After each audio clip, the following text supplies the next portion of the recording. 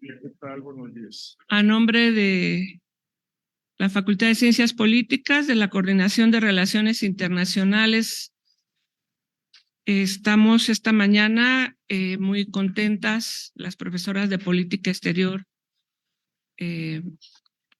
iniciando este ciclo de conferencias, la Política Exterior de México hoy. Perdón.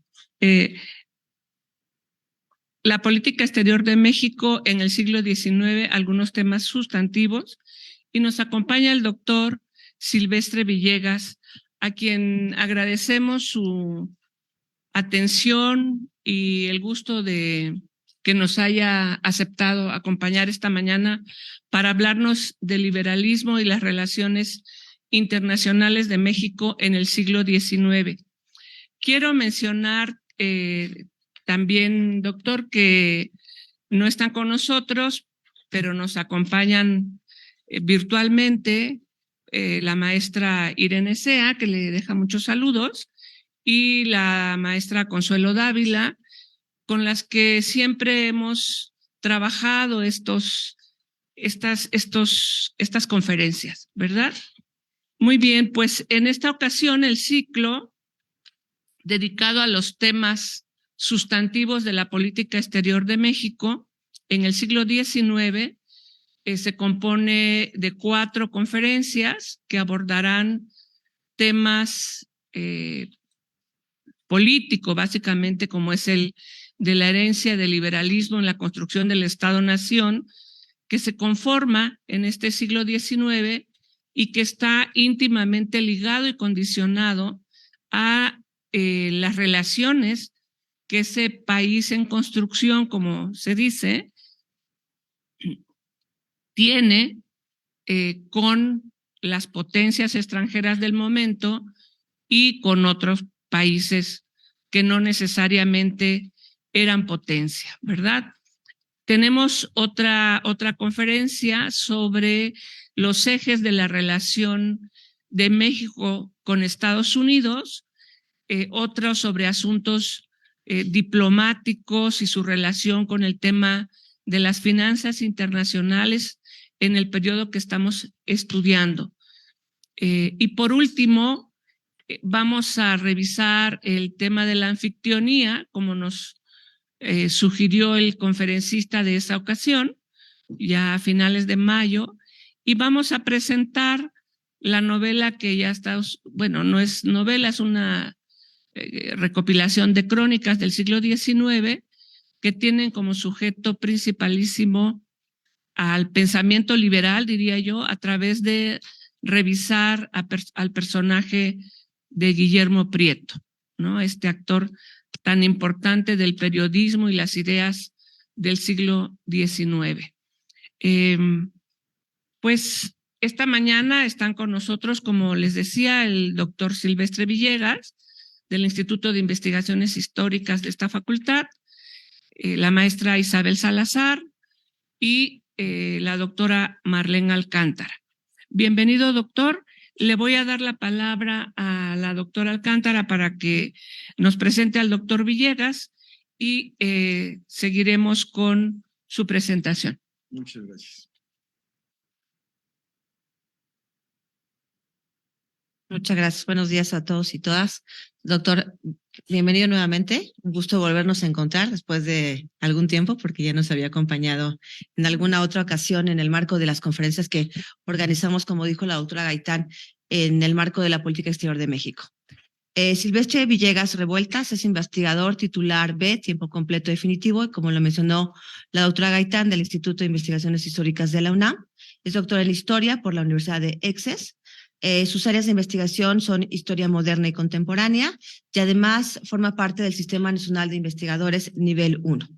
Cabe mencionar también que es editor de la revista Estudios de Historia Moderna y Contemporánea de México y ha obtenido en el año 2019 la mención honorífica en la categoría Mejor Artículo de Historia Política otorgada por el Comité Mexicano de Ciencias Históricas. Pertenece también a diferentes asociaciones académicas como el Seminario de Cultura Mexicana de la Secretaría de Educación Pública y del Texas State Historical Association, Tiene obviamente una gran cantidad de publicaciones.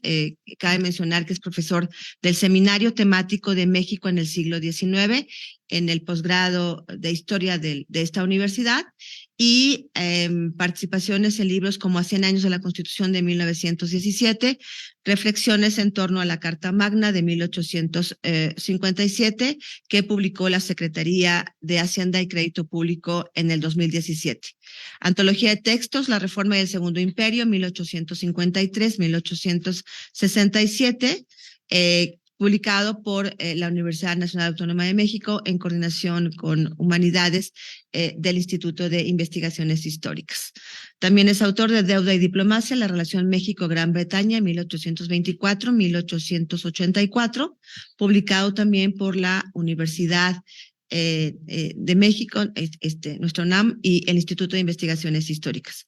También ha publicado El liberalismo moderado en México, 1852-1864, también en la universidad y en el Instituto de Investigaciones Históricas en el año de 1997. Tiene también una gran cantidad de capítulos en libros y proyectos de investigación como la construcción del Estado mexicano, 1840-1867, dentro del proyecto colectivo México y España en el siglo XIX, cuestiones fundamentales, despojo y segregación en el sur de Texas, 1880-1916, el liberalismo mexicano, justamente en el siglo XIX, participante en el proyecto colectivo Cultura Liberal México-España, siglos XIX y XX, y también participante en el proyecto colectivo Estudios sobre Historia y Cultura Jurídica México, siglo XIX.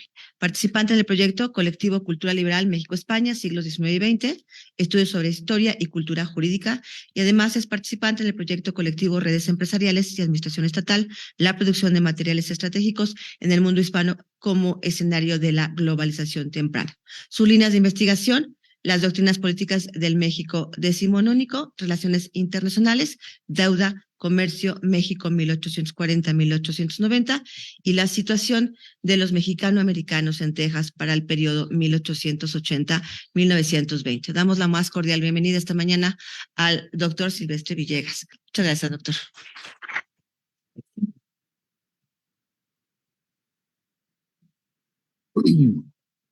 Bueno, pues muchas gracias a las profesoras por haberme invitado de nueva cuenta a estas pláticas sobre la relación entre historia y relaciones internacionales, y me da mucho gusto volver a la Facultad de Ciencias Políticas. Yo estudié parte de mi maestría aquí en Relaciones Internacionales con un antiguo profesor que a lo mejor ustedes lo han leído o lo han mencionado, que era el doctor José Luis Orozco, especialista en temas de filosofía política estadounidense. Y bueno, pues se me ha pedido que hable en esta ocasión de la relación entre liberalismo y relaciones internacionales. Y sobre todo me voy a enfocar en el liberalismo y algunas derivaciones sobre lo que sucede en el ámbito internacional, no tanto las relaciones internacionales o las relaciones diplomáticas, sino el ambiente internacional. Y también porque me gusta, a pesar de que soy historiador y siempre los historiadores nos dicen que nada más vemos para atrás, a mí me gusta mucho el presente y sobre todo ustedes que son jóvenes. Todo eso comienza a partir de una pregunta que en alguna ocasión un joven estudiante me dijo, que para qué le servían o cómo le beneficiaban las leyes de reforma en aquel momento del 2019 o 18. Y entonces, bueno, voy a llegar a ese punto. Pero bueno, las relaciones internacionales son entre gobiernos, se dan entre cancillerías, ustedes lo saben, los embajadores, los plenipotenciarios, pero también en el ámbito de lo cotidiano. Y yo quisiera hoy referirme a algo que puede parecer absolutamente superfluo, pero que es muy divertido, que hoy es martes de carnaval. Y yo los invito a que después, ahorita no, por favor, vean en sus computadoras, pongan la estación O Globo de Brasil, y hoy es el último desfile y van a ver cosas sensacionales. Y entonces el carnaval se celebra, pues en muchos países, ya no dijéramos del ámbito hispanoamericano, sino también en Europa. Ustedes pueden ver en la internet los carnavales en Francia, los carnavales en Alemania, que son muy interesantes, ¿no? ¿Y cuáles son las diferencias entre un carnaval verdaderamente musical, sexual, magnífico, como puede ser el de Río de Janeiro, a los carnavales de los pueblos de indios, así se utiliza la nomenclatura dijéramos, en la legislación hispano-novohispana de la época. Unos dicen que es colonial, otros dicen que es imperial, pero dijéramos de los siglos XVI al XVIII. Si ustedes ven lo mismo hacia, dijéramos, lo que puede suceder en Tlaxcala o lo que puede suceder en la República de Bolivia o en Perú, resulta que son todo lo contrario, o una parte es todo lo contrario a lo que sucede en Brasil o en Alemania, que son pues dijéramos, unos eventos muy festivos, y en los otros también es una festividad, pero muy ligada a la religión católica, ¿no? Y entonces nosotros en la revista Moderna y Contemporánea, hará como un año y medio, publicamos un artículo donde en la época de la Reforma, que ustedes seguramente ya conocen, del tiempo donde está como presidente Antonio López de Santana y vicepresidente Valentín Gómez Farías, se da una discusión en la Ciudad de México entre si permitir las fiestas de carnaval o la oposición conservadora, como la ha llamado muy bien el presidente López Obrador, y se sigue dando lo mismo el día de hoy que en el siglo XIX, que es cómo desde la jerarquía eclesiástica en la Ciudad de México, pasando por los grupos conservadores, se da una polémica de que permitir el carnaval es dar riendas sueltas a todas las bajas pasiones que caracterizan a los seres humanos.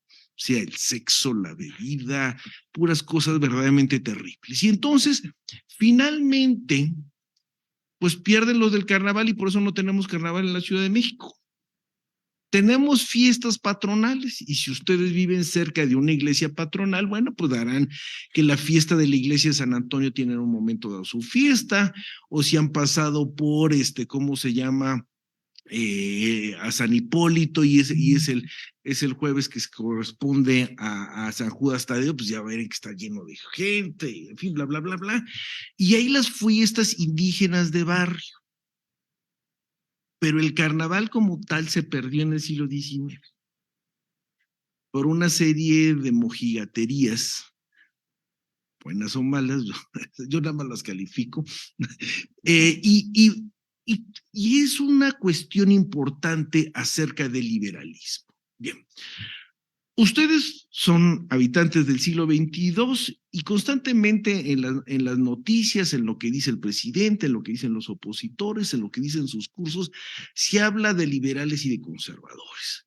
Bueno, eso que pudiera sonar como anecdótico de la materia del siglo XIX mexicano es, para bien o para mal, una realidad que viene, por lo menos, no me voy a meter a los antecedentes coloniales, pero que por lo menos permea 19, 20 y lo que llegamos del 21. Ahora, 300 años de historia frente a una historia milenaria como puede ser la de Francia, o ya no nos vayamos a la historia antigua del Egipto, pues 300 años no es nada, no es ni la dinastía Borbón, ¿no? Entonces, ¿qué quiere decir? Que esos problemas, para bien o para mal, lo que plantea el liberalismo está presente el día de hoy. Y entonces ahí voy a la pregunta que me decía este joven, de que para qué le servían las leyes de reforma. Bueno, esa conferencia que yo la di en el Recinto Juárez hace varios años, la siguiente semana era Semana Santa, ¿no? Y entonces yo le dije, a ver, joven, ¿va usted a salir de vacaciones? Sí. ¿De dónde es usted? No, pues que soy de Durango. Bueno.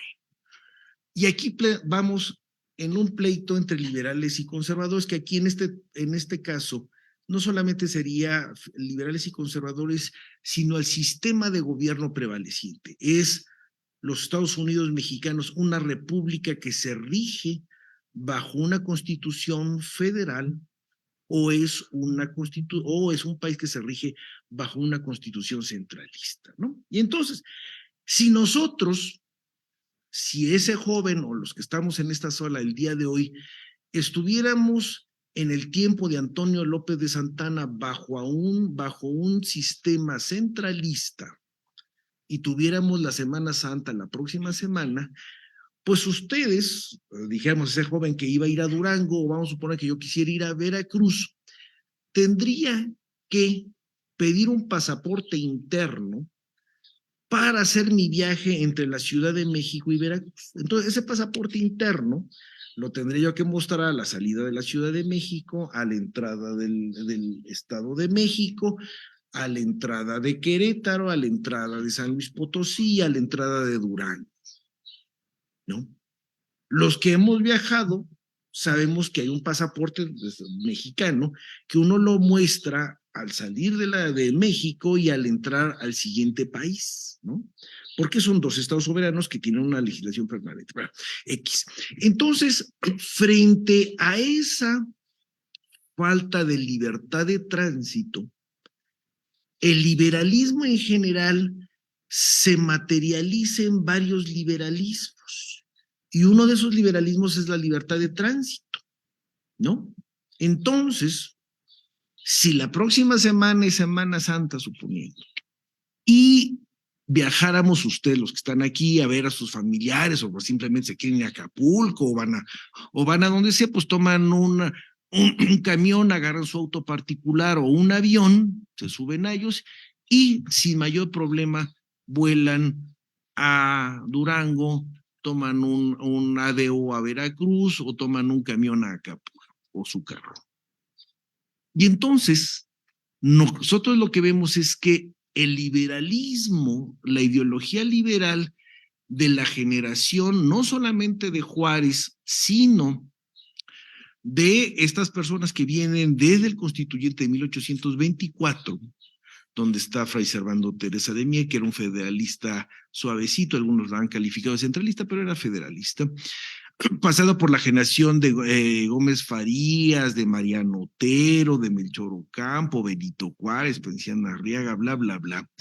Todos ellos dicen, esa libertad general se materializa, entre otras cosas, en esa libertad de tránsito. Entonces, ustedes y yo, en el siglo XXI, o después de la época de Benito Juárez, se tiene la libertad para ir de un extremo a otro sin que le pidan un pasaporte interno. Pero luego viene la segunda parte de esa idea de que a mí en qué me beneficia las leyes de reforma. Bueno, si la siguiente semana es Semana Santa, y lo pudiéramos decir aquí los que nos están escuchando, bueno, habrá algunos de ustedes que son católicos, pero habrá algunos otros que son de la iglesia de presbiteriana, o son metodistas, o son mormones, o son no creyentes también.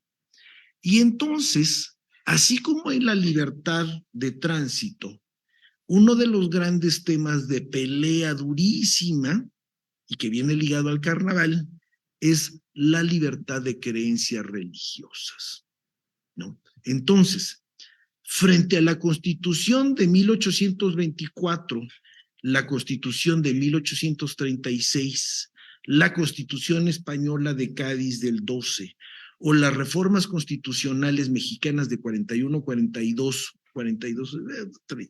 las de 42 para no perdernos, plantean el catolicismo, la religión católica apostólica romana, como la religión oficial del Estado mexicano. Pero con la reforma liberal, que empiezan a darse las discusiones en 1856, los liberales dicen, si queremos hacer efectiva y real la libertad, entonces tenemos que legislar un artículo constitucional donde se diga que cada persona es libre de creer en el dios o los dioses o las diosas que más les guste. Bueno, eso que lo puedo yo decir en el aula Fernando Benítez en el 2023 y creo que nadie se espanta. Bueno, en el siglo XIX es motivo de guerra civil. Ahora, si yo esto mismo lo digo hoy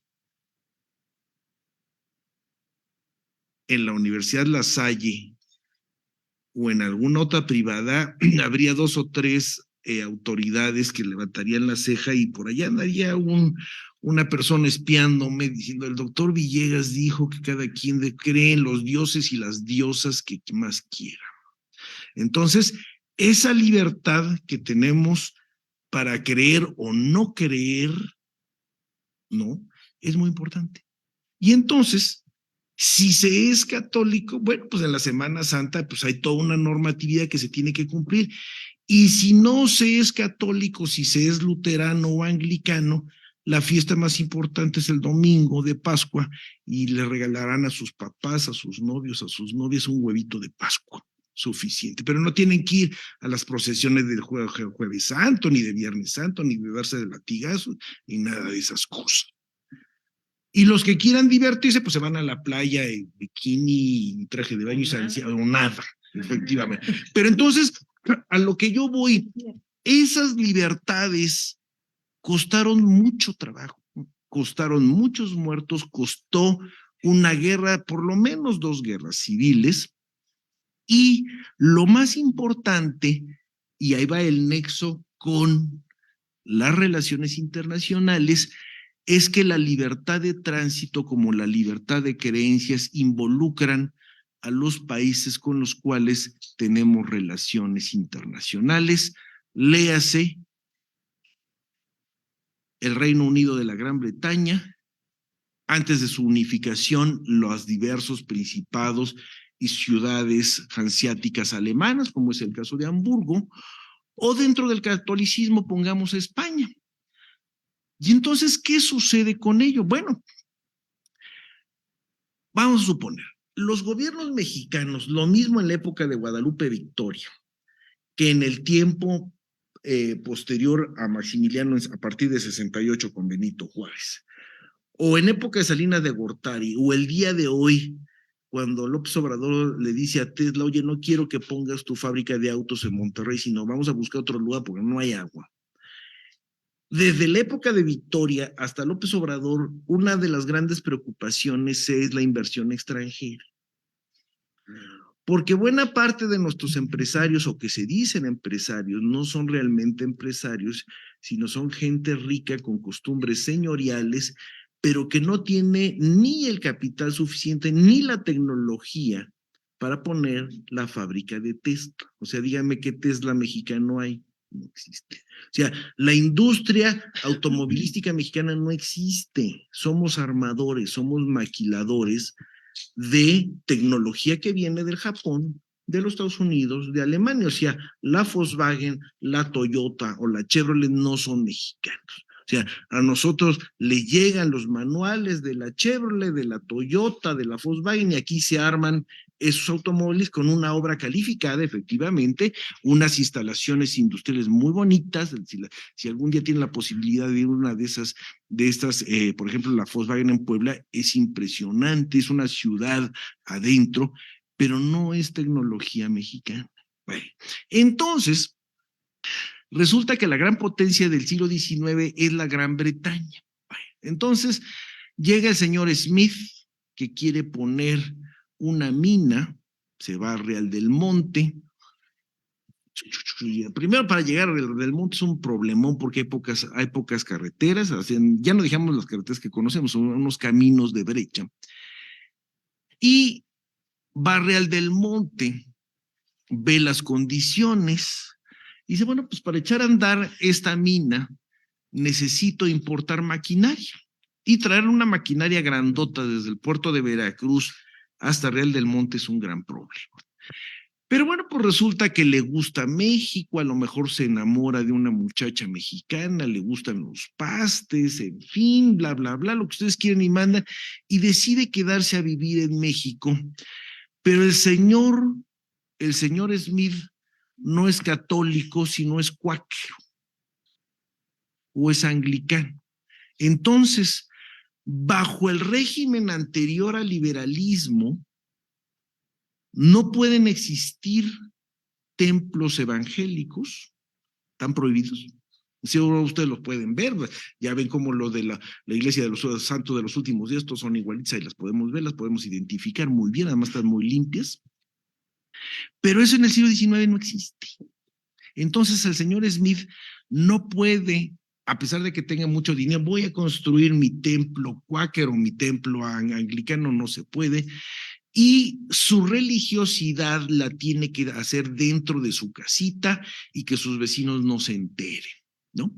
Entonces, los diplomáticos ingleses le tocan la puerta a los sucesivos gobiernos mexicanos, incluyendo a Juárez, y le dicen, si quieres tener mayor inversión inglesa y que nuestros empresarios vengan, se desarrollen, se establezcan aquí, necesitamos no solamente una tolerancia religiosa, sino algo que les va a sonar a ustedes de lo más común, pero que no es tan común en aquella época, que es que si el señor Smith se muere en Real del Monte, no sea enterrado como perro, porque el que no es católico no puede ser enterrado en Camposanto, sino que existan los cementerios civiles para que el señor Smith, que es anglicano, no lo entierren en la brecha. Y entonces tenemos los artículos que se refieren a la tolerancia religiosa y la reglamentación para el establecimiento de panteones civiles, y el primer panteón civil que no sea católico va a ser el panteón inglés. Entonces, si tú quieres recibir a empresarios que sean metalúrgicos o que sean de quién sabe qué, tienes como derecho humano decir, abrirle la posibilidad de que crean en quien quieran, de que lo puedan hacer libremente y que si tienen la desgracia de fallecer, que sepa esta persona que va a ser enterrada de una manera correcta. Y si no me haces eso, no te doy las inversiones ni voy a promover tus inversiones. Así como actualmente dirían, bueno, si no me das un marco de seguridad para que mis inversionistas puedan transitar en el estado de Guanajuato con cierta seguridad, no me pongo en Guanajuato. Lo mismo. Y entonces aquí tenemos como libertad de tránsito, libertad de creencias y reglamentación para el establecimiento de panteones civiles, es una legislación liberal que entra dentro de los actuales derechos humanos y que empieza a meterse con la discusión de las potencias extranjeras, ¿no? Ahora, si el señor Smith de Real del Monte en su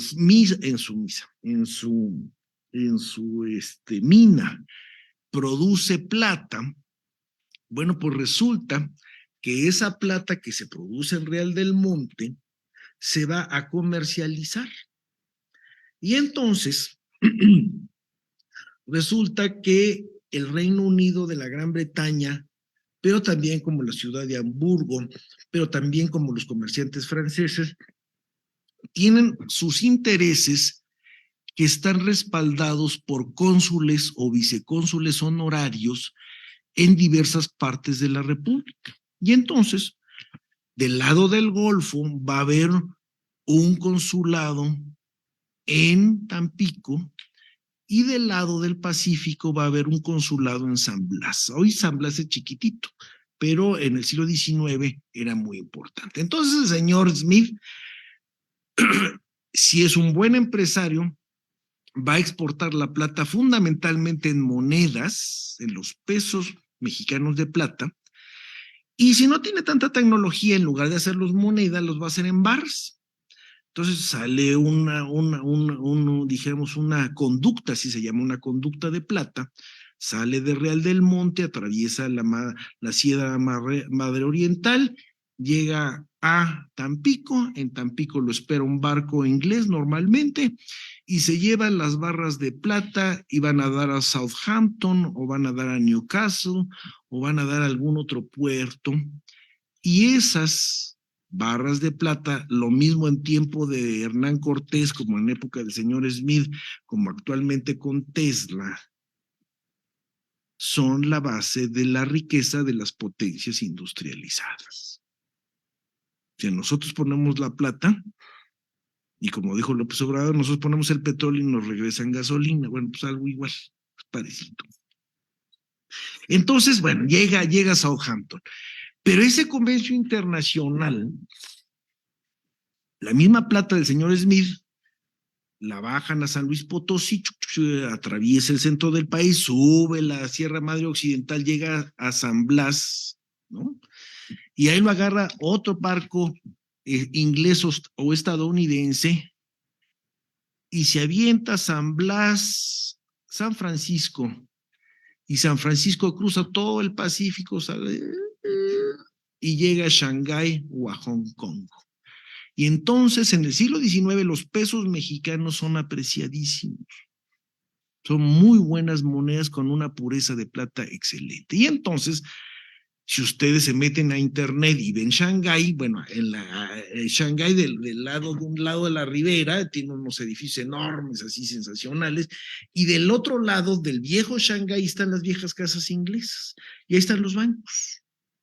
A ver, yo les pregunto, ¿qué banco? Bueno, y entonces, antes de hacer esa pregunta, y entonces esos pesos plata mexicano llegan a Shanghái y, bueno, pues hacen florecer la industria, el comercio inglés en China, y no solamente es la producción de plata o el comercio de la seda, o para los ingleses los deliciosos tés que exportan, sino que resulta que en el plano de la gastronomía,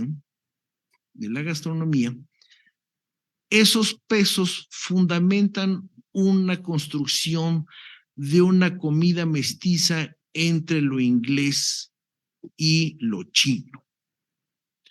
Y entonces, bueno, pues es una colonia, o sea, dijéramos, son una serie de enclaves en China. China es un imperio, pero hay unos enclaves internacionales. Y entonces resulta que al señor Blackmore está soñando, hijo, llevo aquí 10 años en China y yo quiero mis Devon Scones, que es un panecito. ¿Cómo le vamos a hacer? Y entonces resulta que tiene un buen cocinero chino y lo enseñan a cocinar, a hornear los Devon Scones, y con el paso de los años, un chino viaja de China a San Francisco y llega a México y pone los biscuits mexicanos, los viejos biscuits mexicanos, que no se conocían en San Francisco.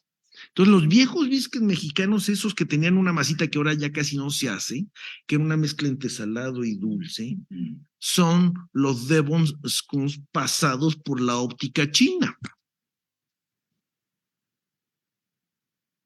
Y no tiene que ver con los menús de chinos, eso de tome todo por 100 pesos. No. Estos eran unos panecitos chiquititos, pero no son los Devon Scones, sino es lo que nosotros llamamos el biscuit chino.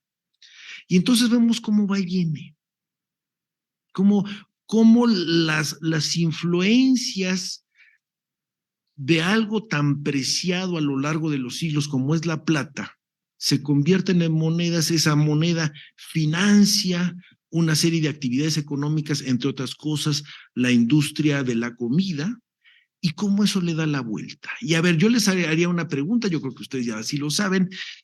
En esa época, estamos hablando de 1850 al 1900, se va a crear todo un sistema económico que establece, entre otras cosas, así como hablamos de la libertad de creencias, de la libertad de tránsito y de la libertad en las prácticas comerciales para exportar y importar toda una serie de cosas, en esa segunda mitad del siglo XIX, una de las grandes instituciones que se van a modernizar van a ser los bancos imperiales. Y en México tenemos dos. ¿Cuáles son esos dos? Vienen del siglo XIX y están en México el día de hoy. A ver, ¿cuáles son? Dos. A ver, y sí los conocen, sí los conocen. A ver, alguien que levante la manita. A ver, usted. Es banco imperial, pero del mundo contemporáneo, pero está por ahí, pero no es el caso. HSBC, Hong Kong and Shanghai Bank Company. O sea que si ustedes reciben su beca en HSBC, ese es un viejo banco imperial. ¿Y el otro? No, ese es igual que Santander, es del nuevo imperialismo, pero no del viejo. ¿Cuál es el otro? Y ustedes ya más bien lo conocen con un otro nombre. ¿Usted? No. Banamex, ¿qué es? Bueno, ahorita es Citi, pero originalmente es un Banco Nacional de México, que como decían de México tenía el nombre, pero los capitales eran franceses, ingleses y alguno que otro mexicano, porque se van a unir los dos. Y se me estaba olvidando uno tercero. Ese sí, más imperial que el Banamex. Ese sí, no les tocó verlo. No. A ver, alguien por allá dijo, allá atrás la de gorrito rosa, dijo Santander. Antes de Santander, ¿qué era? Ya no le tocó. Serfín. Y antes de ser Serfín, Banco de Londres, México y Sudamérica.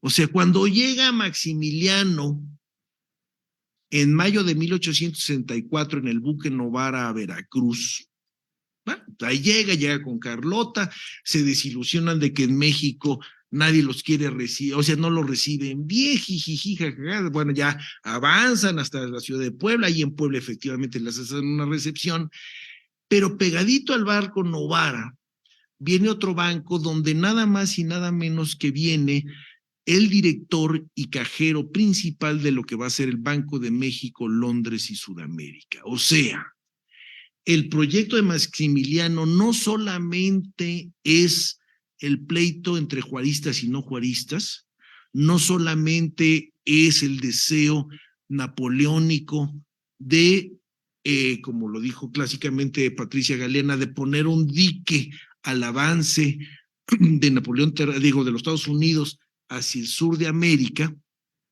sino que es en plena época de expansión de los grandes capitales, de modernizar a un país que no tiene bancos. O sea, México no tiene banca moderna en 1864, tiene otro tipo de prestamistas que luego hablaremos de ellos, pero no tiene banca. Y entonces, ¿qué hace el Banco de Londres, México y Sudamérica? Bueno, pues el emperador Maximiliano legaliza sus actividades y ojo, ¿qué hace? Pone sucursales, emite papel moneda, emite cheques y se convierte en lo que todos ustedes y yo conocemos como las bancas, y que yo tengo el ratito aquí por allá. Acuérdense ustedes que en esa época no hay un banco central, como dice el banco el billetito que ustedes traen, el Banco de México pagará al portador 100 pesos, que es lo que respalda ese billetito. En ese momento son los bancos privados quienes respaldan los billetes. Entonces, el Banco de Londres y México tiene sus propios billetes, el Banco de Yucatán tiene sus propios billetes. ¿No? Y entonces, lo que yo les quiero decir en todos estos minutos es que el mundo como lo conocemos, con sus cosas buenas y sus cosas malas, es el triunfo del liberalismo, ¿no? Si aquí nuestros dos compañeros están vestidos de rosa, qué bueno que lo están, porque ellos significan un código de vestimenta. Bueno, sí, o sea, no, sí hay un código de vestimenta, bueno, sí lo hay, pero dijéramos, no, entre otras cosas no podemos venir desnudos aquí, pero a lo que yo me refiero es este mundo que nosotros disfrutamos, pero que también padecemos, porque las libertades tienen una serie de responsabilidades y esas responsabilidades generan toda una serie de cuestiones jurídicas, ¿no? Son resultado de esa lucha que viene de finales de 1600 y fracción. Se potencializa en el siglo XVIII, genuinamente su explosión de libertades es segunda mitad del siglo XIX hasta yo diría como 1980. Y la globalización empieza a cerrar las pinzas, pero con una fachada de que todo se permite. 1980-2020. Toda la globalización, ustedes ven una marca y la misma marca está aquí, está allá, etc. Entonces el mundo se empieza a cerrar. Pero bueno, ese es otro punto. Y entonces, ¿qué pasa con otras cosas del liberalismo? Bien, así como hemos hablado de este punto que se refiere a las costumbres, el carnaval, la religiosidad, el comercio, la libertad de comercio, hay otra parte fundamental que es cómo el liberalismo se materializa en la formación, porque eso es lo que sus profesoras y su carrera lo tiene, que es la formación del Estado Nacional Mexicano, ¿no?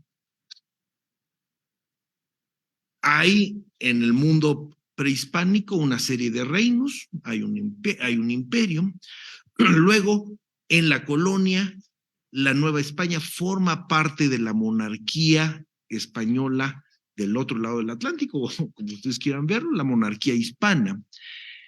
Y el gran problema entre 1824 y el 2023 es la construcción y las dificultades que surgen todas las décadas en la construcción de un Estado nacional.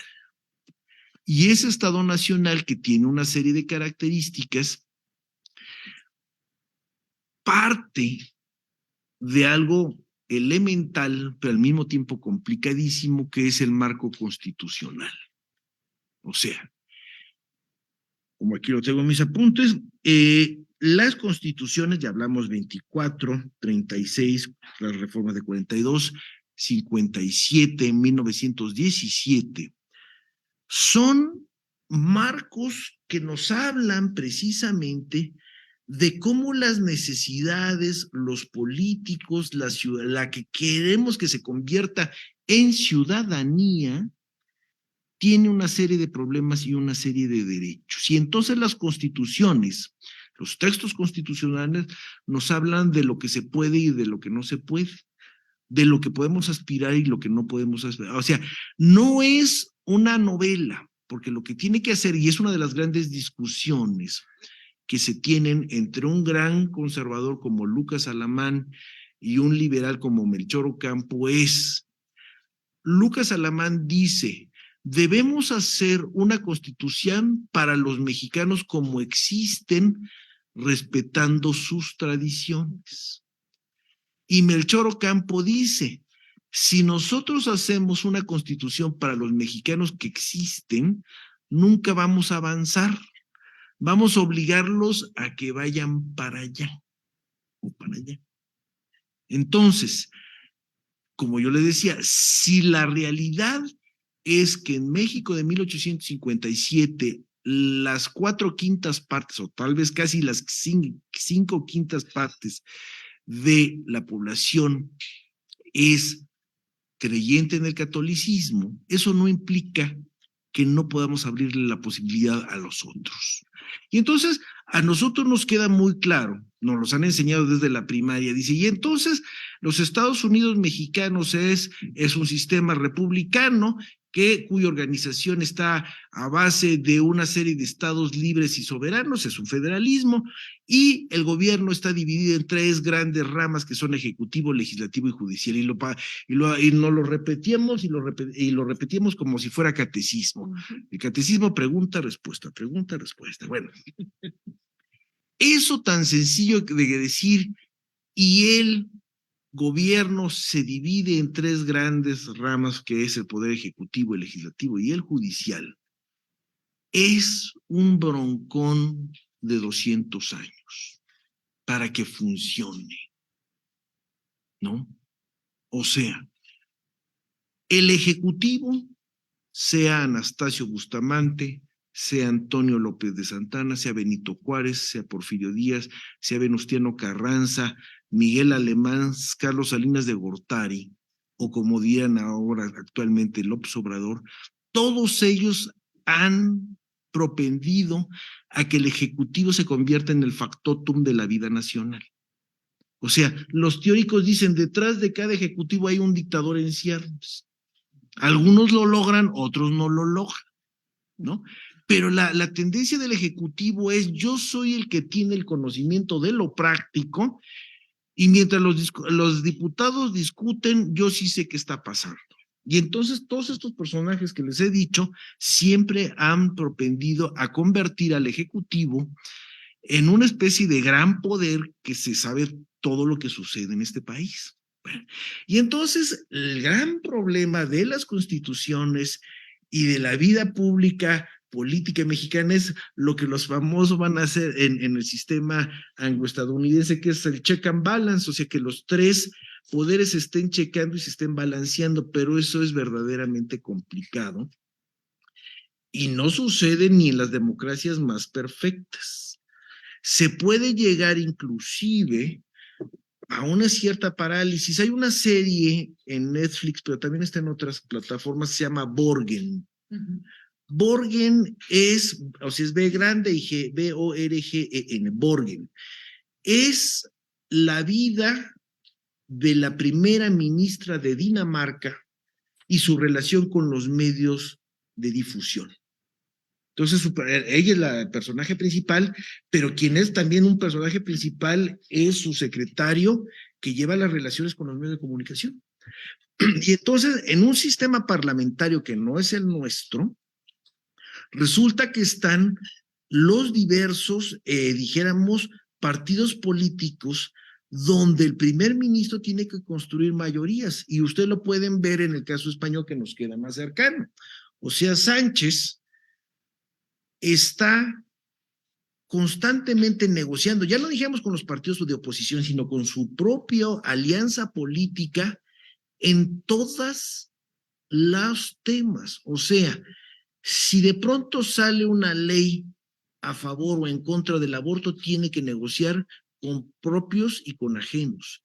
Si la ley tiene que ver acerca de disminuir las penas en contra de aquellos que se levantaron en contra del Estado español, tiene que negociar con el PP, pero también tiene que negociar con la izquierda, que es Podemos, etcétera, etcétera. Y entonces es una lucha cotidiana, y ya no dijéramos el Poder Judicial. El Poder Judicial, como yo siempre he dicho, es como una especie de hoyo negro que tiene muchas interpretaciones. Tengo la fortuna de estar en un seminario con varios abogados prominentes, pero nunca entiendo exactamente cómo funciona.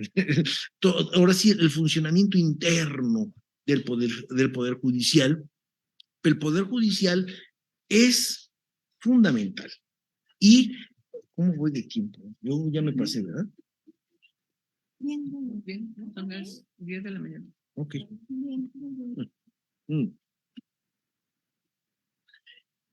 ¿Qué hace Benito Juárez a mediados, concretamente en noviembre de 1855?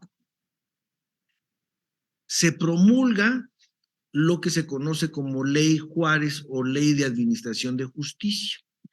Y en esa ley de administración de justicia tiene varias lecturas.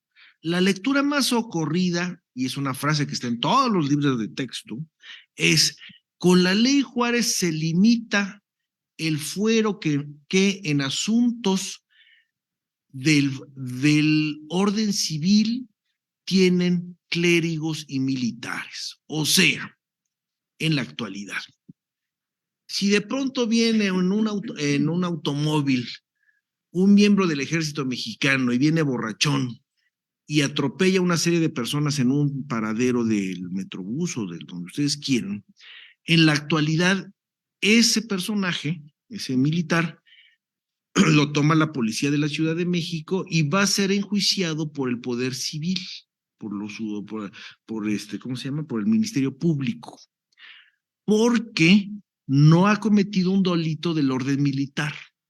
O sea, si ese mismo militar si él es teniente y no quiere obedecer a un capitán, van a ser dentro del mismo sistema judicial militar quien le va a imponer una pena. Pero como este iba borrachón y atropelló a una serie de personas, es del orden civil. Y entonces lo que dice Benito Juárez es: no se puede establecer un sistema democrático y no se puede plantear una ciudadanía efectiva que nos iguale a todos los que estamos en esta sala si hay dos legislaciones que hacen que clérigos y militares se sustraigan del poder civil, ¿no? Entonces vuelve a ser lo mismo. Si un sacerdote de pronto dijéramos, en una confesión comete un delito sexual, ese atentado debe ser juzgado por las autoridades civiles. Y entonces se plantea la eliminación del fuero eclesiástico y del fuero militar en delitos del orden civil. Eso es lo que todos dicen todos los libros de texto de historia, pero luego vienen dos cosas muy interesantes que son una cosa que ha pasado en el poder judicial desde la época de Juárez hasta el día de hoy, que es: vamos a reorganizar todo el sistema de administración de justicia. O sea,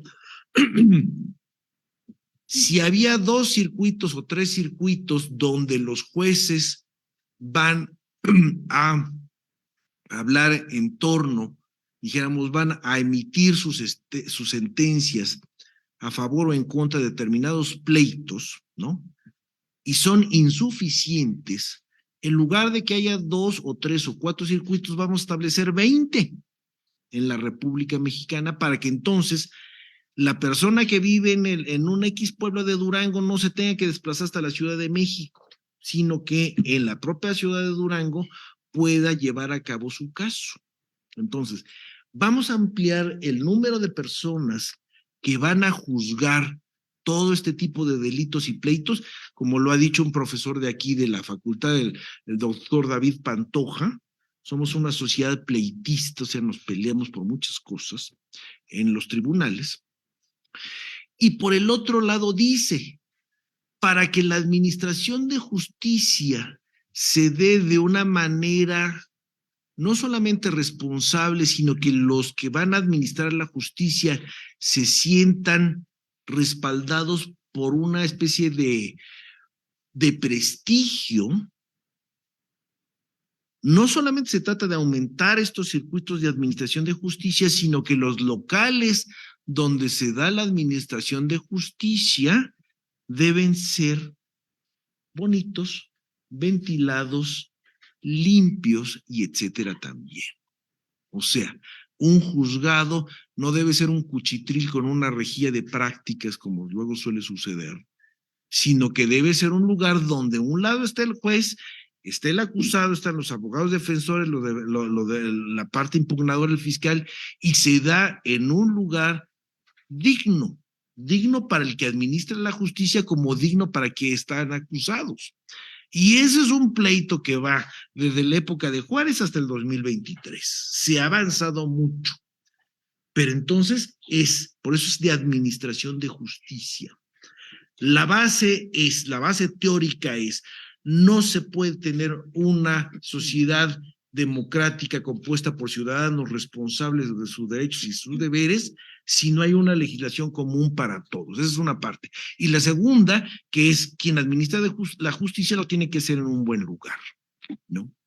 Entonces, eso puede suceder. O sea, si en algún momento dado, yo me acuerdo que cuando estaba yo dando clase, aquí en la tarde, porque yo siempre he dado clase en la tarde,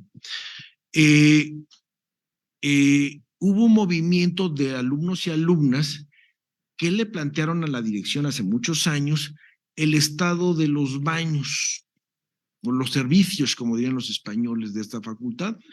Bueno, porque era una verdadera porquería y peligrosos. Bueno, así como ustedes, muchachos y muchachas, le exigen a la autoridad que los baños de la facultad deban estar limpios para que funcionen bien.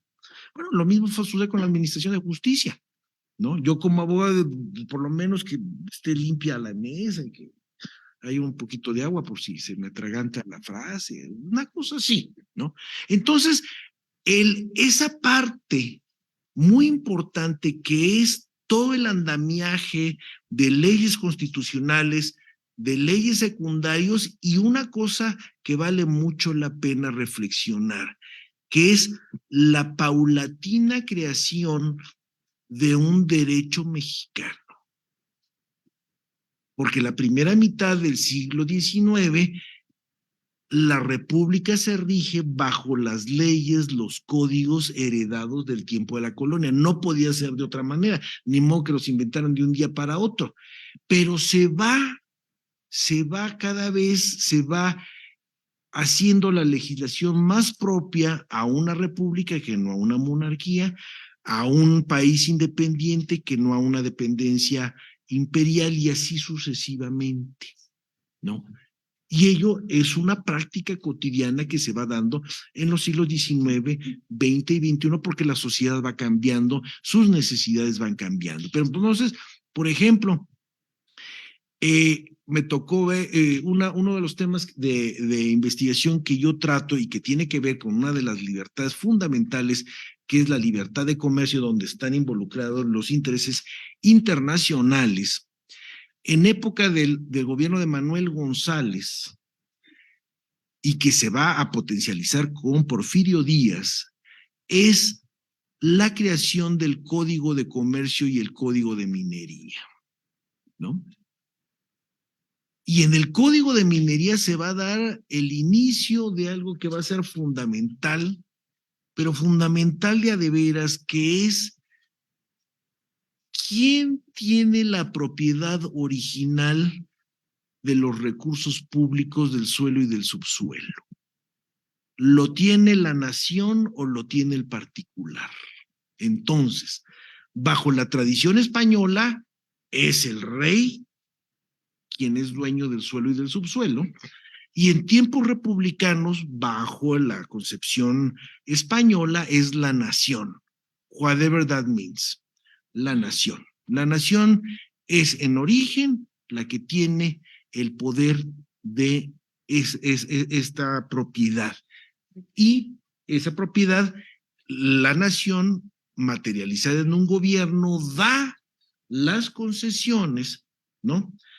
Una concesión minera, una concesión petrolera, una concesión para las telecomunicaciones o para el Internet. Son concesiones.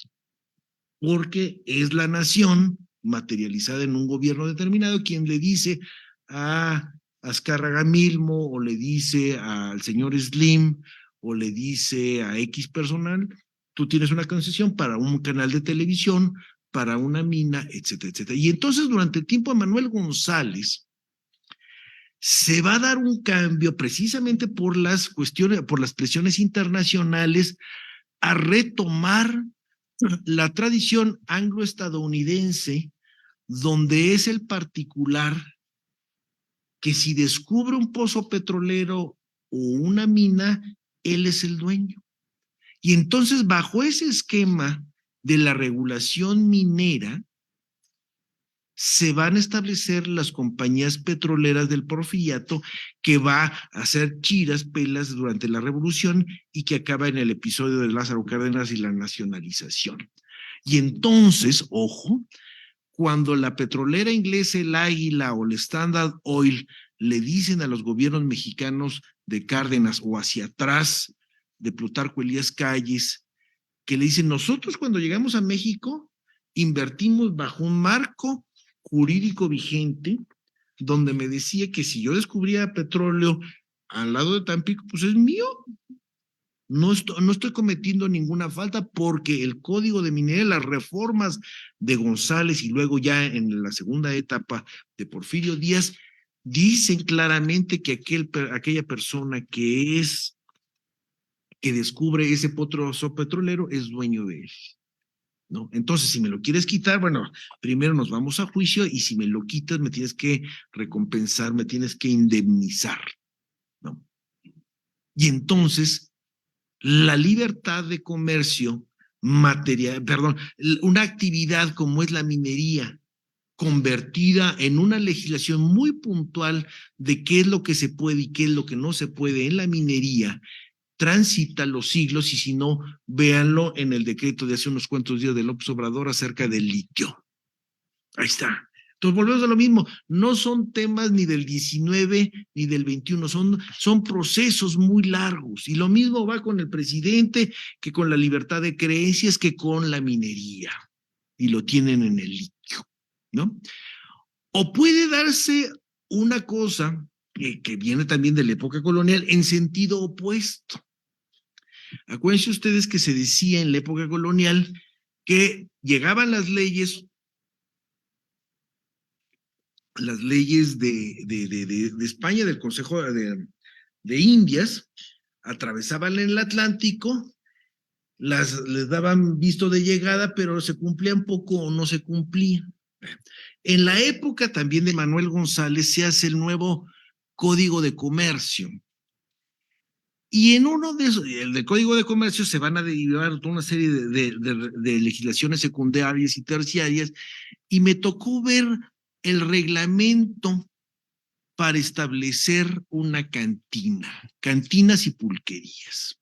Porque acuérdense que en aquella época es más importante la pulquería. Bueno, eso está aquí en el Instituto de Investigaciones Jurídicas, que su biblioteca es sensacional.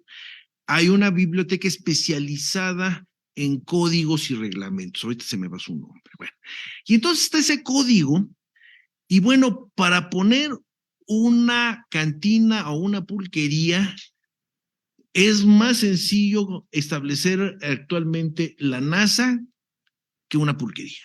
O sea, tiene tal cantidad de requisitos que pudiera parecer, cuando ustedes vayan a recibirse dentro de unos 2 o 3 años, que les dicen, oiga, traiga usted su certificado de prepa, de secundaria, de primaria, quiénes eran sus padrinos, la huella digital de los padrinos, triple foto y una de perfil, o sea, tal cantidad de requisitos para que no se pueda cumplir.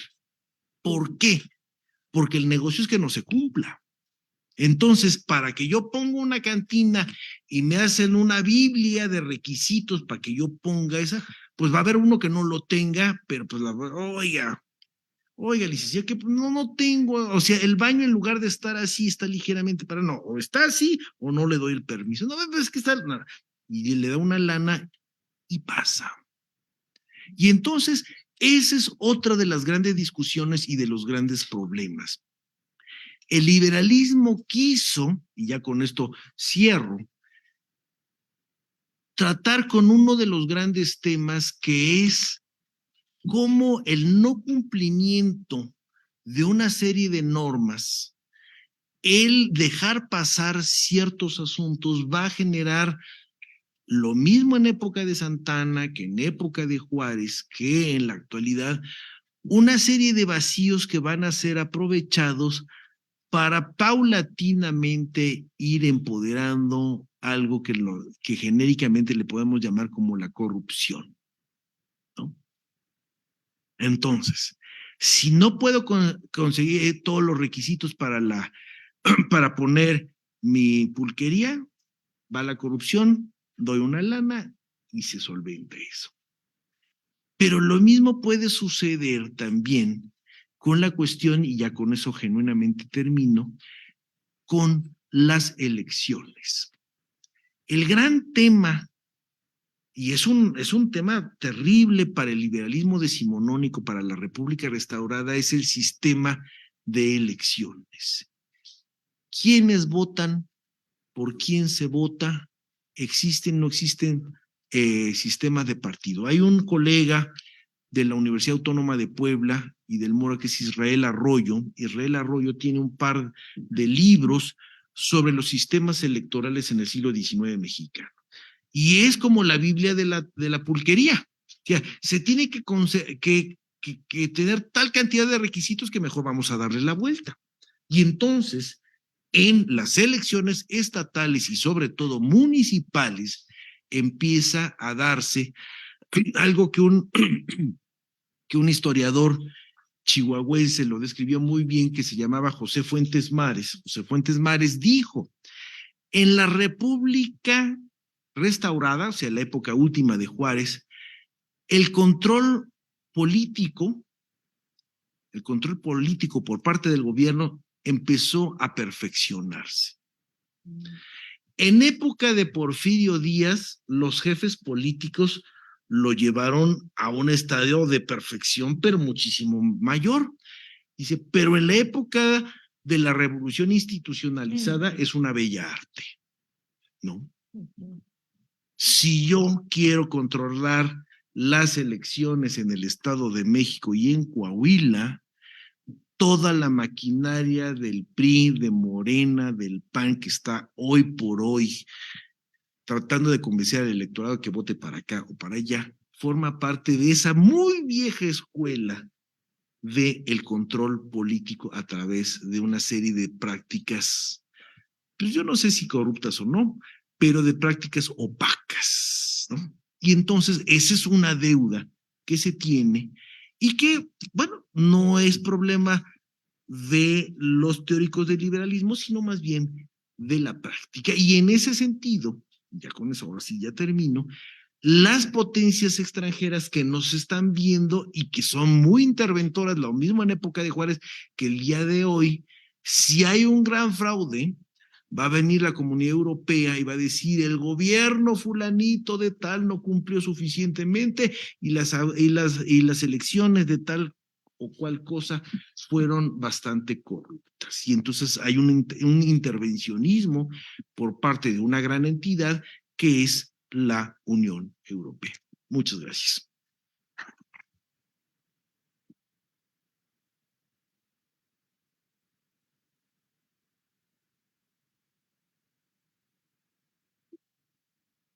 Qué deleite escuchar dar cátedra al doctor Villegas. Vi que tenía todo el grupo perfectamente atento siguiendo su exposición, de lo cual me congratulo o nos congratulamos. Creo que ha sido una clase que ha recorrido una serie de temas y que sobre todo yo creo que ha puesto en lo cercano y cotidiano y también en las relaciones internacionales y en la política exterior el tema del significado más profundo del liberalismo en nuestra vida social, comunitaria, personal y profesional. Lo siguiente sería dar paso a los comentarios de la profesora Isabel. Nos pasan las preguntas que ya tengamos para irlas leyendo en algún momento, por favor.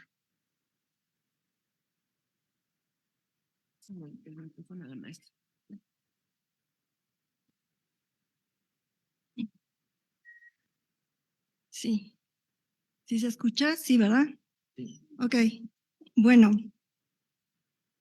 en esta pequeña intervención, que así tiene que ser, porque creo que aquí hay que pasar a las preguntas y respuestas, quisiera agradecer al doctor Villegas, porque lo que ustedes acaban de ver desde mi perspectiva es un ejercicio aristotélico. Es decir, el doctor Villegas nos habla del liberalismo no como un ente que está ahí para el estudio de cualquier rama social que nosotros estamos aquí encargados de hacer, sino nos lo da como una forma de vida. Nos va diciendo que el liberalismo es nuestra cotidianidad, es lo que vamos haciendo día a día. Es desde el siglo XIX para acá un cambio de cosmovisión del mundo. Nosotros veíamos el mundo, y digo nosotros como humanidad, a partir de un ente regido por una divinidad, y la fuimos sustituyendo desde la independencia y todo el siglo XIX por una estructura ideológica basada en ciertas normas liberales que el doctor nos lo dijo de una manera sencilla, a partir de elementos como la igualdad, la libertad, la propiedad privada, cuando nos estuvo hablando de las minerías, del petróleo, pero también de la división de poderes cuando terminó hablando de los procesos electorales. La división de poderes a través del pacto social, y que toda esta reforma que se está construyendo y se construye con aquellas ideas que vienen de los enciclopedistas del viejo mundo y que transforman desde Hidalgo esta idea de querer construir un Estado pero diferenciado, un Estado liberal. ¿Y qué es con Juárez? Y bien lo dice el doctor, cuando se empieza de manera internacional a visualizar este liberalismo en dos fases, una comercial, con la llegada de Inglaterra, ¿no? Posteriormente los Estados Unidos y todos los intereses comerciales, pero que este liberalismo comercial o económico tiene que sustentarse con algo que está de manera paralela, si no, no va a funcionar. Y que el doctor nos lo dijo de manera muy clara, con leyes. La Constitución del 24, pasando por leyes internas, por las 7 leyes incluso, ¿no? De los gobiernos centralistas, hasta la del 57, que es, o 56 con la Constitución, que es finalmente la que en algún momento Juárez retoma, ¿no? Y que con la ley Juárez, la ley Lerdo, lo que vamos a ver es un cambio de aquellos privilegios que existían y que se vieron trastocados, y que muy al principio el doctor no lo mencionó con aquello que hoy día es parte del discurso entre liberales y conservadores. Parece que no lo hemos dejado en ese pasado. Y la verdad es que yo agradezco esta exposición y creo que ustedes deberán de estar muy satisfechos porque muchos de los elementos que el doctor manejó lo estamos viendo en las clases de política exterior y tiene mucho que ver el liberalismo, porque es el eje que atraviesa de manera transversal todo el siglo XIX y que hoy día está presente. La historia, como bien dijo el doctor, es viva. No es eso que pasó, que si bien nosotros vemos como historias de civilizaciones, en realidad es algo que podemos palpar día con día. Seguimos viendo una lucha de privilegios y de ciertos actores que se niegan a ver desaparecidos esos privilegios. Entonces, a mí me parece que reconstruir el liberalismo desde una perspectiva humana es lo que acabamos de ver en esta exposición. La verdad, tengo muchos elementos que decir, pero no es mi clase, no es mi ponencia. Al contrario, agradezco esta participación porque nos viene a reivindicar muchas de las ideas que manejamos a lo largo de los cursos de política exterior. Parece que hay bastantes preguntas, lo cual eso me parece muy motivador, ¿no? En este día. Y le paso la palabra a Marlene para que nos dé algunas cuestiones.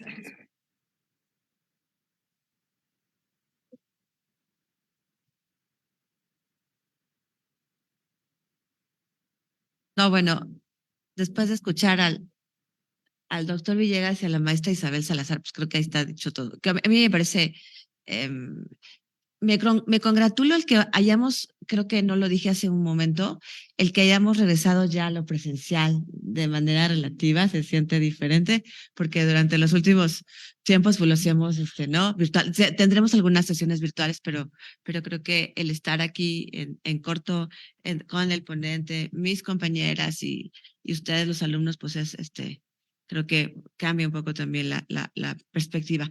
A mí me parece muy interesante este recuento que ha hecho el doctor Villegas en términos, como le decía la maestra Isabel Salazar, es decir, no es algo del pasado, ¿no? O sea, lo que hoy escuchamos entre el liberalismo o el conservadurismo, todas las mañanas cuando revisamos la prensa, ¿no? Creo que después de esta charla quiero pensar que nuestros estudiantes empezarán a mirar de manera diferente y espero que también haya abierto el apetito para seguir construyendo, seguir leyendo sobre la temática y tener una mejor comprensión sobre lo que está pasando ahora y que no es nada diferente a lo que se vivió ya en el siglo XIX o a lo largo del propio siglo XX. Creo que estamos empezando justamente en nuestros cursos a sentar las bases de esta conformación del Estado mexicano en el 19 y que lo hacíamos, como ya también lo mencionaban, en el marco de nuestra política exterior, pero que está muy intrínsecamente ligado más bien al contexto, también al contexto interno, es decir, el contexto interno es importante que conozcamos de cómo va esta evolución del Estado Nacional y justamente en dónde convergen los elementos, como ya por ahí decían, el tema económico, el tema de comercio, que el doctor nos lo ligó a los temas que trabaja con el tema de ingleses, ¿no? Pero que podemos haber también pues, planteado desde la perspectiva de los propios intereses norteamericanos o de los intereses de los franceses y qué decir del tema político, como ya también lo mencionaban, el tema jurídico. Entonces, creo que esta es una de las primeras charlas que vamos a tener aquí en la materia y que me parece importante, interesante seguir ahondando en el tema liberal y no perder de vista justamente, no decir, es el pasado, es la Constitución del 57, la Constitución del 24, no, o sea, hay, creo que, elementos para que sigamos revisando y podamos seguir entendiendo justamente, yo creo que hoy en pleno siglo XXI están, no sé si nueva construcción o continua construcción del Estado mexicano, ¿no? Hacia lo que podamos ver en los próximos años, en los próximos tiempos, y que seguramente también en el contexto de nuestras propias charlas de las políticas exteriores, pues seguiremos ahondando. Yo creo que yo me quedaría ahí y te paso la comentario.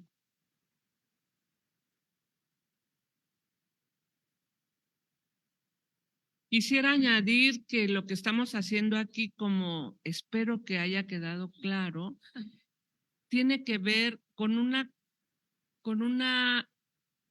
particular aproximación al estudio de la política internacional y de las relaciones internacionales de México, que como se ha dicho, no son asuntos coyunturales. Pueden parecerlo si no conocemos pues nuestra historia, ¿verdad? Entonces, no es que estemos hablando reitero, no estamos hablando de cosas que no tienen nada que ver con el día de hoy, sino que el hoy, como empezó su charla el doctor, la entendemos cuando vemos estos procesos de largo aliento. Bueno, la maestra Irene Sea, cuyo grupo está siguiendo la transmisión desde su salón, cosa que agradecemos infinitamente, nos ha mandado un comentario y una pregunta que voy a leer. ¿Cómo explicar la similitud entre el pensamiento liberal no conservador de Maximiliano con la República, ya que entre sus disposiciones están el decreto de la ley de imprenta, la ley de tolerancia de cultos, la abolición del fuero, la nacionalización de los bienes de la Iglesia, en fin, dice la maestra Sea, la ratificación de la legislación juarista, lo que llevaría al rompimiento con la Santa Sede? Y una pregunta de actualidad. ¿Funciona el check and balance en el gobierno de Andrés Manuel López Obrador, que engloba su noción de pueblo?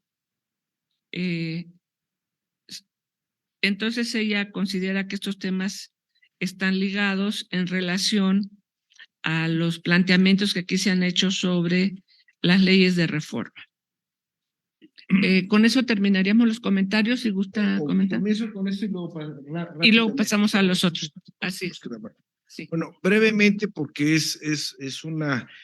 efectivamente, un libro de texto pone a el régimen de Maximiliano como, dijéramos, un régimen que fue traído por los conservadores. Bueno, efectivamente, sin duda alguna, no se nos debe olvidar que hay una guerra civil, que es la guerra de reforma.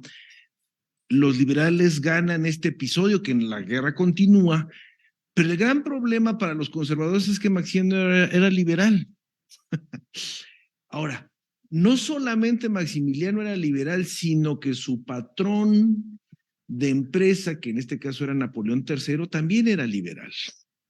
O sea, si nosotros comparamos a Napoleón III frente a Francisco José, que es el hermano mayor de Maximiliano, bueno, Francisco José como el zar de Rusia, ellos sí eran muy conservadores, pero Napoleón III como en aquel momento la diferencia entre los gobiernos Tories y los gobiernos Whigs en Inglaterra, hablan de un cierto liberalismo y efectivamente, como dice la profesora Sea, Maximiliano en muchas cosas pues va a refrendar parte de la legislación liberal, y de sus 3 años de gobiernos, pues 2 los dedicó y se estuvo acompañado por liberales moderados.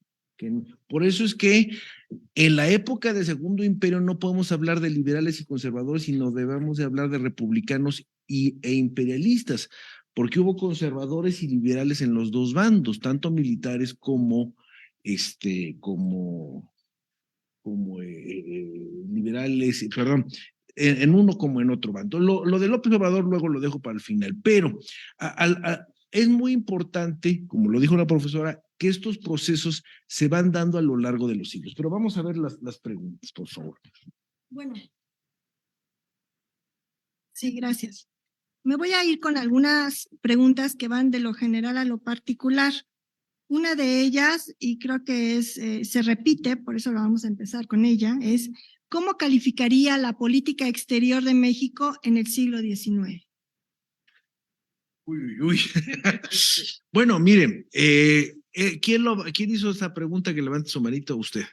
Miren, como toda política exterior, no se le olvide que la política exterior tiene mucho que ver con la circunstancia de ese momento y del gobierno, ¿no? O sea, en este caso ha sucedido una cosa muy interesante. Antes los embajadores, y antes me estoy refiriendo como de 1960 para atrás, o de los 80 para atrás, los embajadores eran muy buenos para construir o para deconstruir o para echar a perder una relación entre un país y otro. Actualmente son más bien las cancillerías las que llevan a cabo, y el embajador se vuelve un poco medio gestor. Puede ser un buen gestor o mal gestor, ¿no? Y entonces lo que sí tenemos son constantes. O sea, Guadalupe Victoria, Santana, Benito Juárez, Porfirio Díaz, que le gusta Calles, Miguel Alemán o López Obrador, todos han tenido que lidiar con los Estados Unidos. O sea, los Estados Unidos es el vecino de enfrente, es el vecino poderoso, es el vecino que desde la época de Poinsett hasta Ken Salazar el día de ayer dice, estos son mis intereses y voy a defender estos intereses. Entonces, hay una constante de tener que negociar todos los días con ellos, ¿no? Luego, de las etapas, hay momentos en que la relación con España es muy tirante y hay momentos de cooperación. Hay momentos, en el caso de Francia, hay un rompimiento con Francia en la época de mediados de siglo, entre 1859, y en cambio del Porfiriato es muy buena. ¿no? Incluyendo y metiendo el tema del comercio. O sea, si los asuntos de política soberana me cuestan mucho trabajo, vamos a meter un elemento como es el comercio para limar asperezas. ¿Qué hace España? Mete la literatura. La política española después de 1868 es vamos a limar las asperezas diplomáticas a partir de los nexos literarios. Y entonces, a partir de literatos de allá y de acá, empieza a reconstruirse una relación que había sido verdaderamente muy compleja, ¿no? Entonces eso es lo que yo le diría, son genuinamente etapas, ¿no? Y que es el ejecutivo de los dos lados quien le va dando el sesgo, vamos a entrar por acá, vamos a entrar por allá. Por ejemplo, también entra Francia a partir de la banca, ¿no? Con el famoso Banco Nacional de México, ¿no? Entonces, dependería mucho. Y luego está el gran ausente presente, que es América Latina. ¿Con quién nos llevamos y con quién nos llevamos? Bueno, la relación México-Guatemala siempre ha sido complicada, por decirlo menos. En cambio, ha habido un acercamiento histórico, más histórico que diplomático México-Cuba. Desde la época de Hernán Cortés hasta el día de hoy, son más los nexos diarios con los amigos, con los empresarios, con la literatura, que la formalidad, la música, que la formalidad de las relaciones internacionales. Entonces yo le diría eso, hay constantes como los Estados Unidos, hay soluciones muy concretas como la literatura para reconstruir la española y luego qué sucede con los grandes ausentes presentes que sería América Latina, ¿no? Así de manera muy esquemática, claro. Okay. Bueno, y siguiendo esa tónica como general, ¿cuál es el enfoque u objetivos actuales del liberalismo mexicano en las relaciones internacionales? Sí. Bueno, son muy grandes, pero mire, volvemos a los mismos temas. La construcción del Estado de Derecho. No estamos totalmente, o sea, no hemos totalmente resuelto ese problema, ¿no? Y entonces nosotros lo queremos, o alguna parte de la sociedad mexicana o de los políticos mexicanos lo quiere, y nos los exigen nuestras contrapartes de lado. Véalo desde el punto de vista comercial. ¿Cómo quieres que yo invierta en México si no tengo un marco jurídico para la inversión extranjera? No me puedes cambiar las reglas. Por eso puse yo lo de las compañías petroleras. O sea, yo invertí en el porfiriato de acuerdo a un marco positivo. Ahí está. Y ahora me lo cambias, ¿no? Entonces, ahora, claro, hay una discusión muy importante que es, y eso, por ejemplo, ahorita que nos está escuchando la maestra Sea, todo este problema de la descolonización y todas las lecturas, por ejemplo, de Galeano, ¿no? O sea, ¿por qué una compañía, vamos a suponer, hablamos de Tesla, ¿por qué Tesla en su convenio con el gobierno de Noruega paga un 25% de impuestos, ¿no? Y aquí quiere pagar 2%. No es lo mismo. Esa es la gran lucha, que los contratos que no se dan, que se negocian muy duro, ahorita que hablamos de la otra pregunta, con los Estados Unidos, cuando hay dos negociadores muy duros, bueno, pues el gobierno noruego le dice, oye, si quieres estar aquí, los impuestos son estos, y el otro quiere preferencia. Claro, dice, es que yo te estoy dando empleos y que quién sabe qué, bueno, no me des el 2, dame el 10, entre 10 y 28 hay 18 puntos de diferencia, que es un montón de dinero, ¿no? Entonces, a nivel del Estado de Derecho, a nivel del comercio, a nivel de las creencias también, el mundo en un momento dado dice, bueno, si una de las principales metas y temas del mundo occidental globalizado son la libertad de creencias, ¿no? Y esas creencias, por ejemplo, se pueden manifestar ahorita que decíamos en el código de vestimenta. Piensen ustedes en el caso de esta muchacha iraní que por llevar mal el velo va a la comisaría y le dan de garrotazos y se muere, ¿no? Entonces, en la comunidad internacional dice, oye, pues si traía el velito y estaba mal, ¿no? Alguien, por ejemplo, yo lo escuchaba en esta universidad, un día sí se enfrentó con una persona que traía velo, una muchacha musulmana. Lo había hace como unos 10 años y le dice, oye, vivimos en un país laico, libérate, quítate el velo, porque eso es lo que dicen las muchachas iraníes, que el velo es un símbolo de la opresión de los hombres frente a las mujeres. Entonces digo, quítate el velo. No, es una discusión, pero entonces son los grandes temas de la agenda internacional es hasta qué punto México los adopta como suyos o lo más importante y lo más difícil, cómo los adopta y adapta a la circunstancia mexicana, ¿no? Ok. La siguiente. Con base a nuestros antecedentes coloniales y liberales, ¿qué retos enfrenta México en la actualidad? Respecto a la segunda, a ver, ¿quién lo dijo? ¿Quién la preguntó eso? Usted también. Acércate al micrófono. El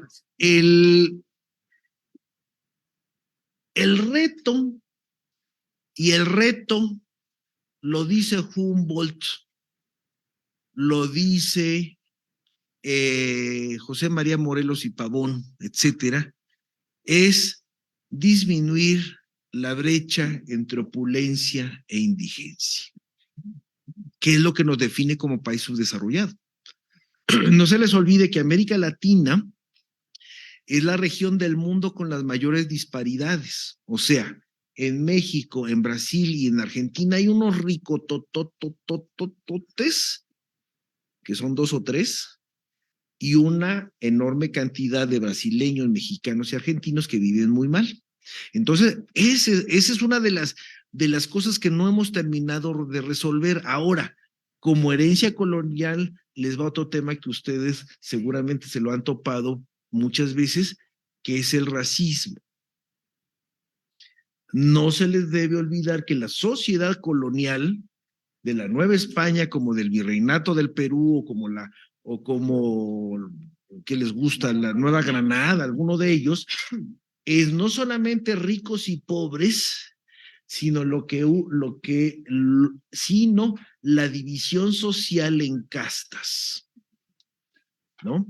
Y de las castas que están arriba, los peninsulares, luego vienen los criollos, luego los mestizos, luego vienen los indios y luego hasta el fondo van los negros que suelen ser esclavos, ¿no? Eso impacta en las sociedades contemporáneas. O sea, socialmente seguimos siendo muchas cosas con un resabio de colonialismo. Y el colonialismo, esa parte del racismo mexicano, del racismo peruano, del racismo guatemalteco, está íntimamente ligado con la cuestión de la pigmentación de la piel y de tu lugar económico en la sociedad, ¿no? Y eso pásenlo ustedes a la moda. Yo les digo, hasta en los noticieros estadounidenses ponen a locutoras afroamericanas, hispanas, asiático-americanas, gorditas y no gorditas. Díganme qué variedad hay de eso en los canales comerciales mexicanos. Pues parecemos que estamos en Noruega, ¿no? Como yo digo, somos un país donde hay muchas güeras y puro prieto. O sea, ese es el racismo colonial, que lo tenemos hoy. Okay. Tengo una pregunta que me gustaría saber quién la hizo para que nos explique un poco más. Dice, ¿qué opina de la repartición del Nuevo Testamento en los metros de Ciudad Universitaria? Está haciendo referencia, hay una explicación de esta pregunta, esto haciendo referencia a la libertad de transitar en la calle de la ciudad, pero obstruyendo la circulación de los estudiantes, además de no respetar la privacidad de los alumnos. Esto debido a que se grabaron videos y se tomaron fotografías. Me gustaría que nos pudiera ampliar al respecto. Sí. Bueno.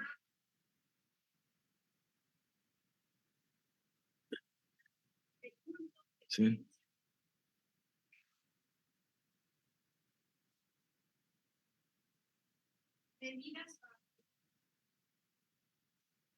¿Tomarían parte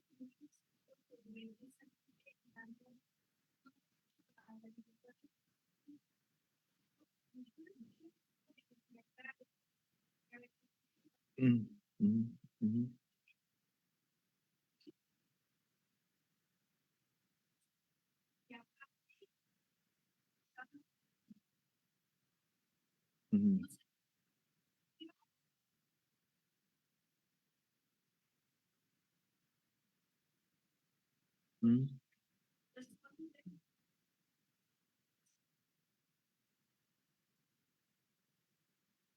Está bien, claro.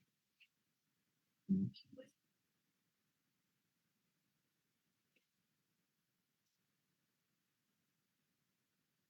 Mm. Bueno. Eso me llevaría al último punto que yo les traté de explicar, que es lo de las leyes que no se cumplen. Para la Ciudad de México, y no solamente para la Ciudad de México, sino creo que también a nivel federal, hay toda una legislación que prohíbe obstaculizar vías primarias. Vía primarias insurgentes. ¿Y cuántas manifestaciones no obstaculizan insurgentes? O el periférico es vía primaria. Entonces, cuando una persona o un grupo, por ejemplo, ahorita, si ustedes tomaron el Metrobús, aquí en Doctor Gálvez ya ven que está a un lado la Comisión Nacional del Agua. Bueno, ellos sí se están manifestando, pero no están obstaculizando insurgentes ni Jopilco, ¿no? Entonces, lo único que se les debería pedir a estas personas que están vendiendo, bueno, no que están vendiendo, que están regalando, que han de haber sido de testigos de Jehová, ¿no? Yo creo que sí. Bueno, lo que haya sido. Lo único que se les tiene que pedir es precisamente lo que yo les pediría a los que bloquean insurgentes.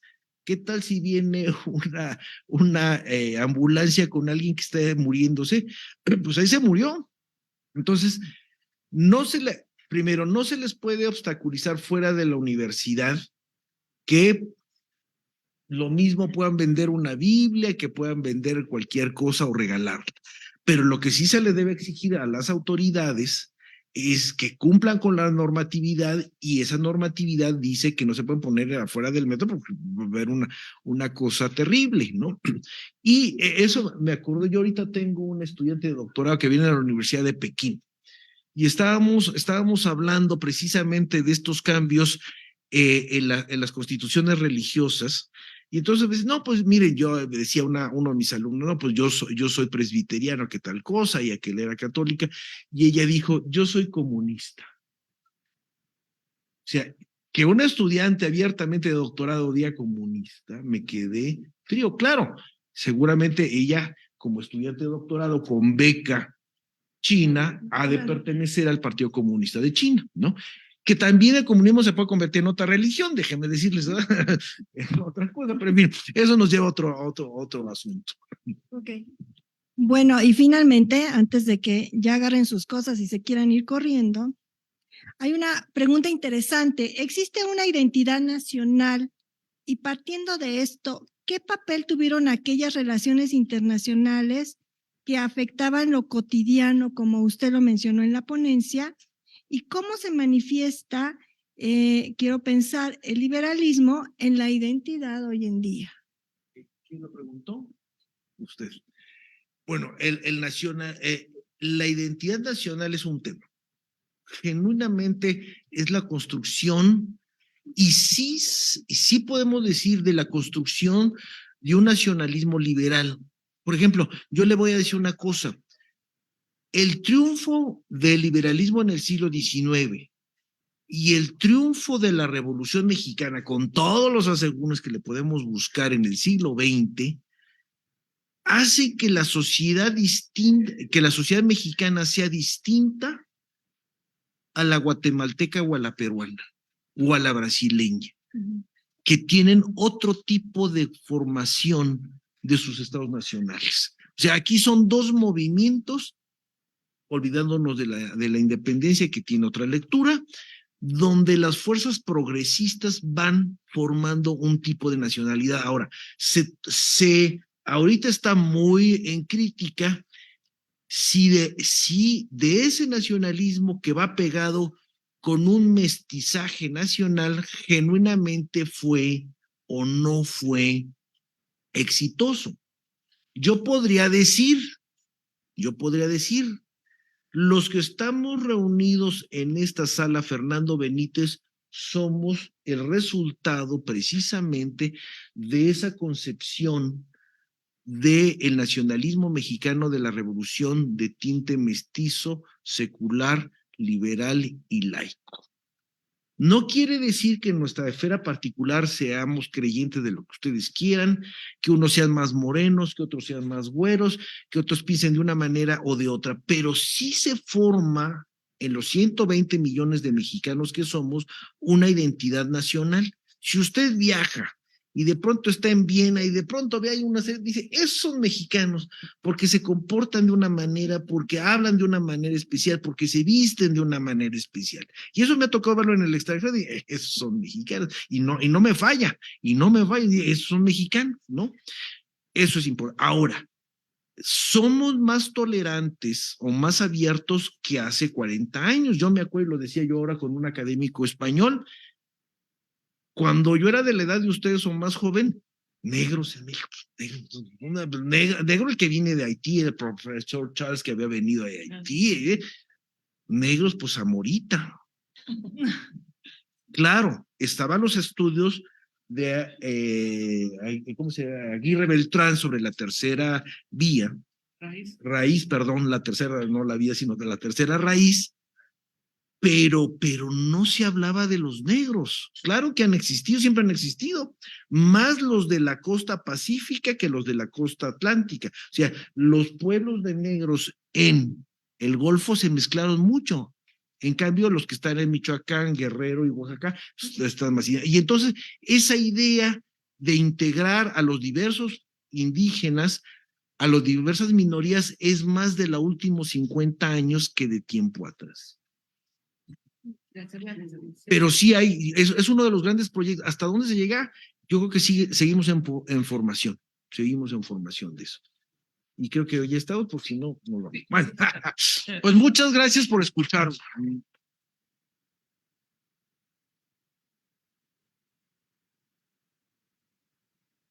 Y ya para terminar, entonces, pues queremos agradecer al doctor Villegas que nos haya acompañado esta mañana, a la maestra Isabel Salazar, a la doctora Rosabel Gaitán, a la maestra Irene Sea, que nos está viendo a distancia, y nuevamente agradecer al Centro de Relaciones Internacionales, a la Facultad de Ciencias Políticas y Sociales por habernos permitido ocupar estos espacios.